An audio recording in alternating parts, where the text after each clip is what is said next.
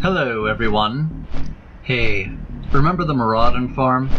Well, here on Kronos, that old thing is obsolete. I'm gonna show you the Dire Maul North farm. I'm gonna get right into the meat of things. If you have questions, feel free to leave a comment. I highly recommend you read the description for more important information, especially if you have a question. Now, the key to optimizing your farm is going fast as hell, so try and keep up with me. I'll do my best to explain, but feel free to rewind and have a look at a part again if you want to know more. Also, it's not that big a deal if you don't rush. 25 to 30 minute runs are still awesome, so take your time to stop where you need to learn your way around these packs. Bear in mind that patrols may vary on different servers, and this run is on Kronos 2. As soon as you walk into the instance, and make sure you and any group mates walk in at the same time since patrols start up after someone has walked in, catch up to this brute and trap it. Don't feign it off when you're past it. It will patrol to a spot you need to stand in, and you'll want to keep it trapped for as long as possible so it will reset patrol later and thus come after you later. Wait here for a mage, and keep an eye on your trap target. Once that patrol is passed, move forwards and get to this corner. Ensure that your trapped target has been feigned off. Wait for the brute and 2 dogs to pass by, and then slip right on up.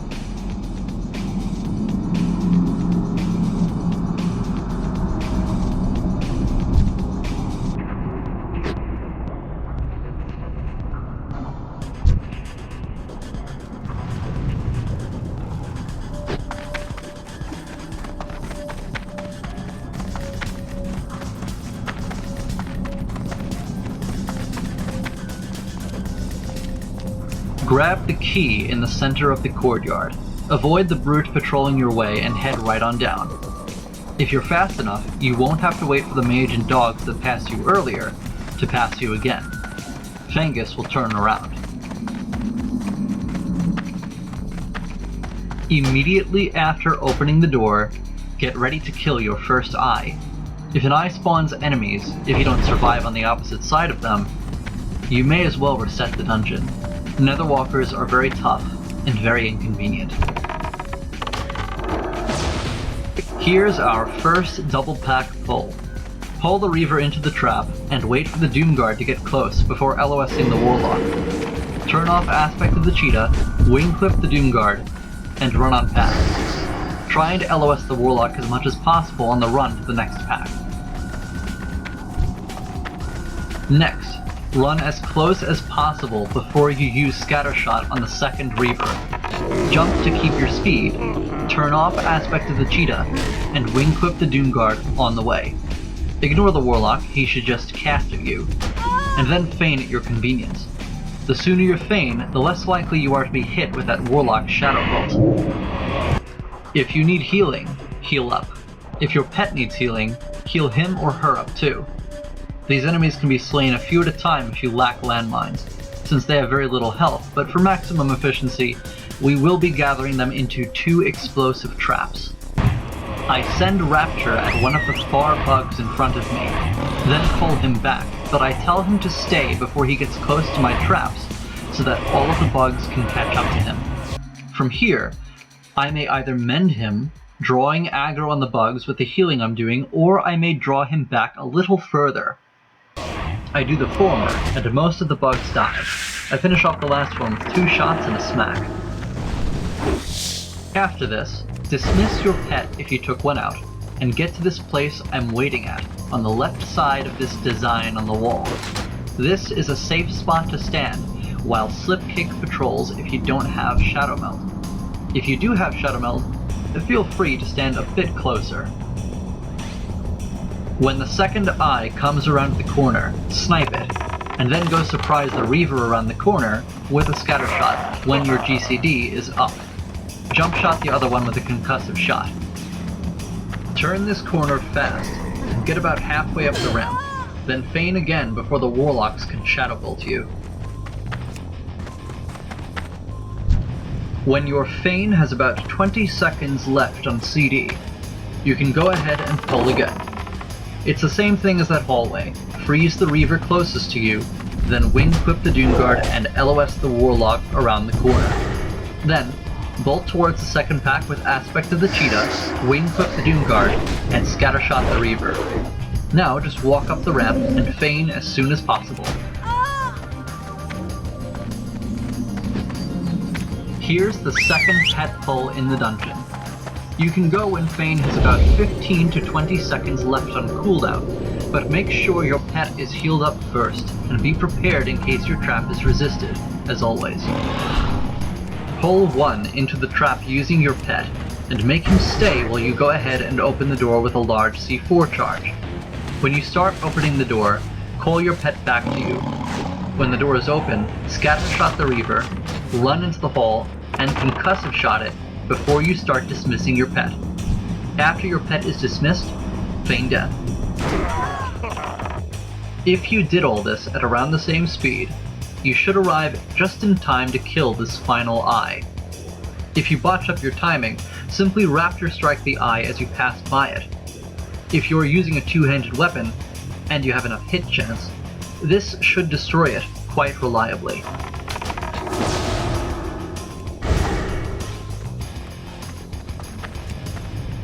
This next pull is simple. Pull 1 into a trap, and when your feign has about 8 seconds left, feel free to run past the trapped one and initiate on the other 2 with a scattershot on the Reaver. Again, try to be as close as possible before you disorient it, and turn off Cheetah. Feign on the right side of this design on the wall, that is the safe spot, or around the corner, as I do here. I'm fairly low on health, but I have enough to pass by this next part. I pull Rapture out a little early to check how he's doing. He's low on health, so I patch him up and dismiss him again. And try not to do this before you get past Crom Crush, since the unnecessary dismiss will only waste your pet's happiness. When your feign has about 8 seconds left on cooldown, cling to the left wall and move past Crom Crush. Turn Beast Tracker on and keep an eye on the dog patrol. Don't let them catch you during this pull. Try to stay facing towards him if possible, so you can dodge or parry his attacks. Feign around the corner, and then get to the far corner. Now is the time to take out your pet for the final pet pull. Heal your pet up, heal yourself up, regenerate your mana, make sure he's happy. And when the dogs go by, drop a frost trap at the corner here, but don't pull the enemies yet. The dogs will patrol near them and can pull socially, so we're going to watch Beast Tracker and wait for them to go a little further north. It's worth noting that you can slip by the dogs without having to wait, if their position is okay, in which case 20 seconds on Feign Death is a safe time to pull the ogres, but I decided to wait a little bit. The part of the engagement with these ogres wherein you may pull the dogs only lasts about 15 seconds. Pull with your pet when ready. Bring your pet back to you and make him stay. Then, with Aspect of the Cheetah on, rush past these enemies and get to this here nook. Call your pet back to you when he has about 20 seconds left on dash cooldown, and he should be able to catch up. If you see him get dazed, call him back at 21 seconds. Dismiss him as soon as possible and feign death. The reason we get all the way here is because those ogres will fear you if you're out in the open, interrupting your dismiss and probably killing you and or your pet. This spot gives you enough time.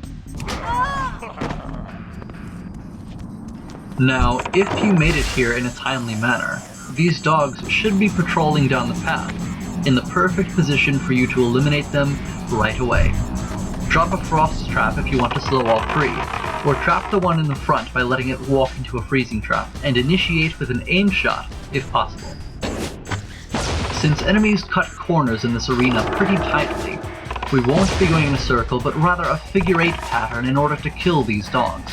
It'll allow us plenty of time to shoot them. Keep Serpent Sting up on all of them, and if one is far ahead, concussive shot it so the others can catch up. This also makes your multi-shot easier to land. Also, take note of the pillars I ran through. See the broken pillar on the east side of the arena?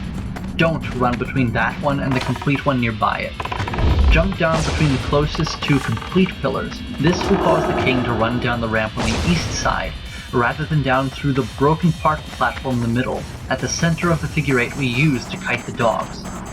Bear in mind that all pillars on the west side are complete, so you will need to identify the jump spot by counting the pillars if you have to change direction mid-kite for some reason. Don't let them catch you. Feign Death seems to work less often on these dogs, and not only can they bleed and slow you, but they hit pretty damn hard.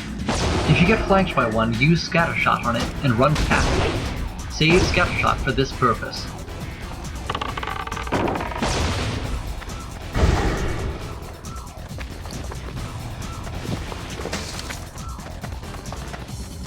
Once again, the key to the king fight is timing. Not for the king, of course, but for Kronos. We need to stop often enough to shoot the king that Kronos doesn't lag behind too far. If he does, he tends to flank us, and in that case, there is a way to salvage the kite, but I'll get into that later. These two have a few noteworthy abilities that you may want to know about. First, Kronos can drop Earth Grab Totems, which can root you. Deal with these by using a rank 1 Arcane Shot, or if it's like below the ledge where you jump or right around the corner and you'll be too close to shoot it, use Scattershot. They seem to tick very rarely, so melee is actually an option for them, and it won't interrupt your mana regeneration or give you a GCD. For this reason, it's probably optimal, if also the most risky. Kronos can also root you with Frost Nova, and he has Fireball, Lightning Bolt, and Mind Blast. If he flanks you by going down the middle, try and get into his line of sight so he starts casting instead of running closer to you, because if he runs too close to you, he'll probably Frost Nova you. When his spell is about to go off, turn off Cheetah, and then turn it back on and keep running. He can also heal the king, so try and keep them far enough apart from each other, preferably out of LOS. As for the king, don't let him get anywhere near you after the initial pull. He has Charge, which he uses once and then never again. If he uses Charge and catches up to you, feign death immediately, because he can practically one-shot you. There are ways to prevent the charge by staying kinda close to the ledge after dropping down so he doesn't want to charge you, but I've found this to be both glitchy and unreliable. You can try it if you want, but just be prepared for the unexpected. The king also has Mortal Strike. This ability hits for like 2k, and I don't want to think about how much it crits for. He only uses it in melee, so don't get anywhere near him. Now then, let's see this in action. I'm going to use a clip of a different run for the king kill, and then cut back to this run after I show you a prime example of king kiting. My rotation wasn't optimal during this run, and I took an extra 20 to 30 seconds killing the king, which obviously would not showcase the best method. Drink some Gordok green grog just for the pull if this makes you uncomfortable. It'll help you survive, and you can get it from the vendor we'll run into later. The DMN stamina buff is also very helpful, but clearly not necessary. I recover from the dog kite after dropping an immolation trap and marking the king up. I have Humanoid Tracker active to keep an eye on Kronos. Instinct says to open with an aimed shot, but Kronos will heal the king if he takes too much damage. Instead, we're going to do light damage and dot him up. Then we'll aim shot him when he's about to LOS Kronos. I open with an auto shot into Serpent Sting, then back up between those two pillars. After another auto shot, I pop Deterrence and Aspect of the Monkey to avoid potential damage from his auto attack or Mortal Strike, and when he charges me, I'm knocked back into the wall. Now this is phase 3 of the kite, the climax, the point where you want to DPS like crazy. He's up there, you're down here. He'll run to you instead of jumping down, so let loose some shots and capitalize on the advantage. You can stay perfectly still here until he catches up, but stutter step towards the kite path to improve your efficiency. Now, we're at phase 1 of this kite, and it's awfully risky to stop and use your auto shot. The king will cut these corners quickly, so try and keep your instant spells, like Serpent Sting, up on him. If you feel you can get an auto shot off, stay at the same angle of the wall the king will come around, and fire your weapon, like so. This corner here is the one the king will cut the most tightly, so don't stop if you can afford not to. Only instant shots from here. Cut the corner yourself, run onto the platform, and this begins phase 2 of the kite. Now is a good time to stutter step your way to the ledge you pulled from. Get as many auto shots off as possible and keep your serpent sting up. Once you get to this ledge, remain for as long as possible before jumping down. Then, phase 3 begins all over again. Jump off until you're far enough away that the king won't LOS you coming down the ramp, and go ham on burst damage. Pop your rapid fire, use aimed shot, spend your mana. If you want to avoid running out of mana quickly, try to work around your mana regeneration. Remember that your mana only starts regenerating after you haven't used any spells for some time. So if you fire off a Serpent Sting during an instant shots only part, that's the time, if any, to also use maximum rank Arcane Shot. You can also simply keep running and use your auto shot non-stop until you have more mana.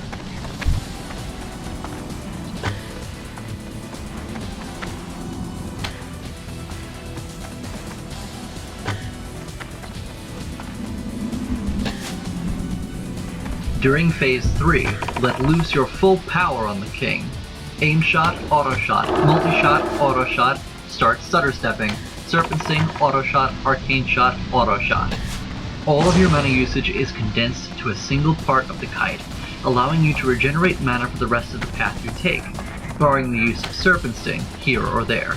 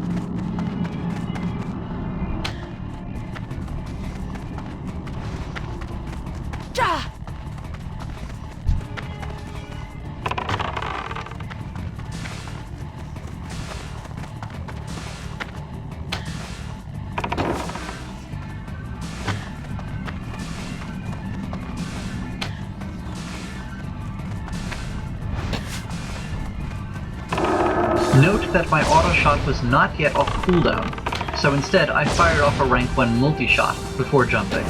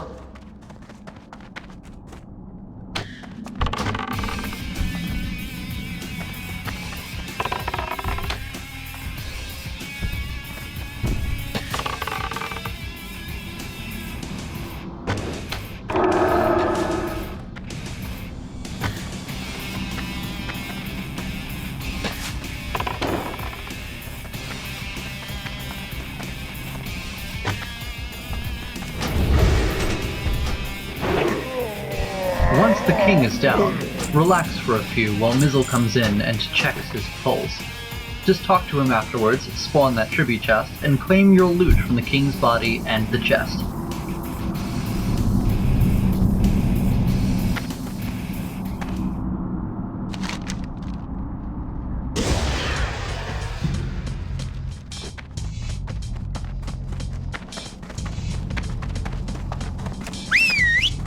We are not done though. No.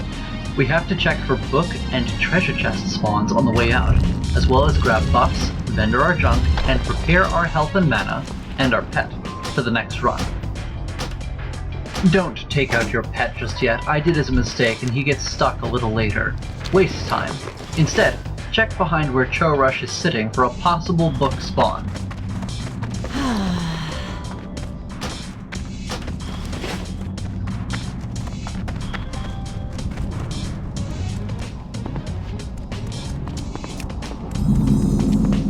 A treasure chest can spawn at the flare I just placed.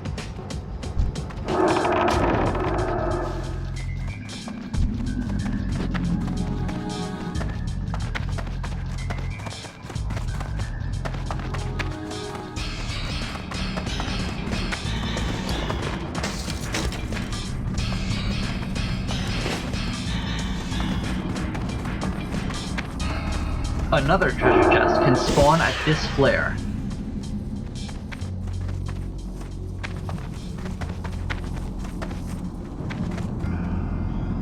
There is a possible book spawn under the ramp Slipkick passes by. This one, from earlier.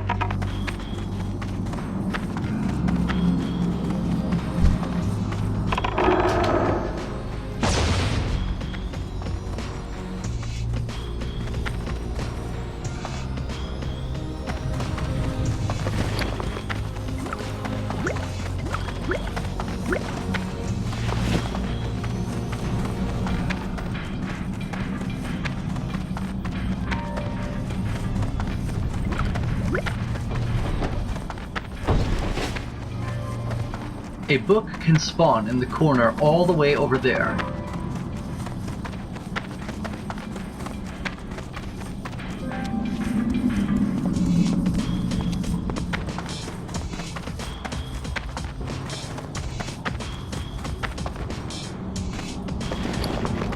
A treasure chest can spawn beside those two brutes to the left.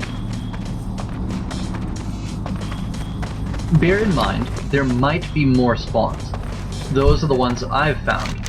When you're done looking around, head down here to the vendor and sell all the stuff you don't want to keep. Now is the time to take your pet out, heal him up, and feed him if necessary. While vendoring, dismiss him. You save time this way. Next, head down the ramp and get the only really valuable buff in here, the stamina buff. Fengus's attack power buff only improves your melee attack power, and that will only come in handy for eyes, bugs, and if you're in trouble, the dogs before the king. Slipkick's spell crit buff will only improve your arcane shot, so perhaps that can help with the kite, but it's not necessary. Then, you should be done. Head right on up and out of the dungeon. Hit your reset macro, and then hop back in.